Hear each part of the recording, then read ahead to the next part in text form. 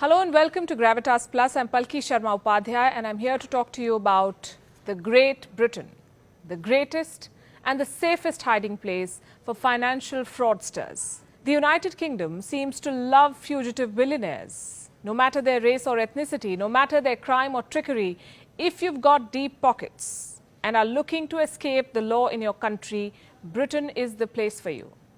Show some money and they'll welcome you with open arms. The government will not only give you asylum, it will ensure that the sun never sets on your business empire. In the last few years, all sorts of conmen have found refuge in the so-called great country, from African despots to Arab sheikhs, from Russian oligarchs to criminals from East Europe, and from absconding Pakistani politicians to Indian tax fugitives. Britain has become the playground for all kinds of runaway rich men and women.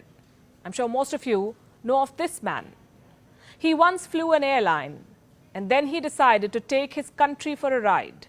This high-flying king of good times owed 17 Indian banks an estimated 9,000 crore rupees.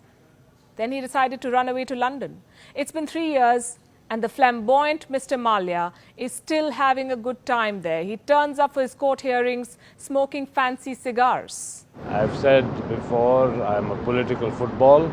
Then we have this man, a fugitive Indian diamond merchant accused of a 13,000 crore rupee scam. The last time he was spotted in London, he was wearing a 10,000 pound jacket. When confronted, he behaved as if he was there to get back the Kohinoor for India.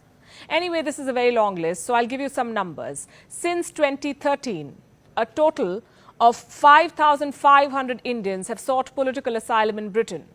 And since 1992, India and Britain have had an extradition treaty. But do you know how many fugitives have been extradited to India under this treaty? A grand total of 1.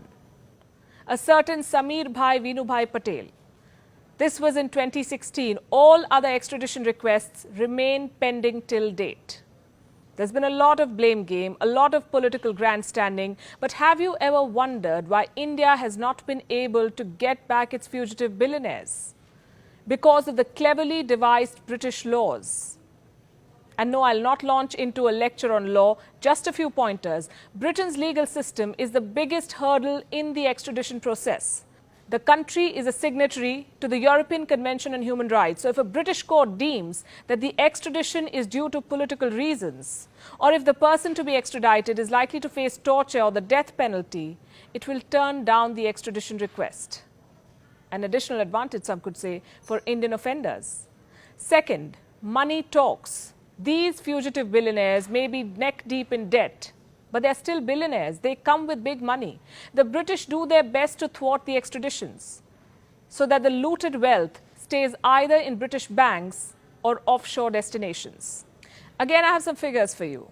According to a Deutsche Bank report, between 2006 and 2015, the United Kingdom received $129 billion from fugitive asylum seekers, $129 billion of loot money.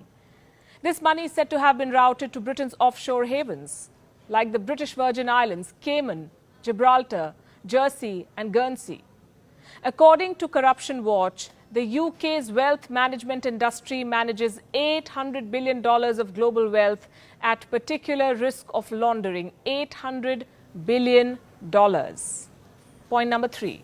Inaction, or FCA, is Britain's regulator for the financial sector. According to Corruption Watch, this body has brought 0 prosecutions over money laundering since the year 2007. So for 13 long years, this body has withstood global pressure and provided full protection to investors and fugitive businessmen against any legal scrutiny. So whether you're accused of money laundering, trip trading or hedging securities, the British financial industry and its opaque laws have got your back.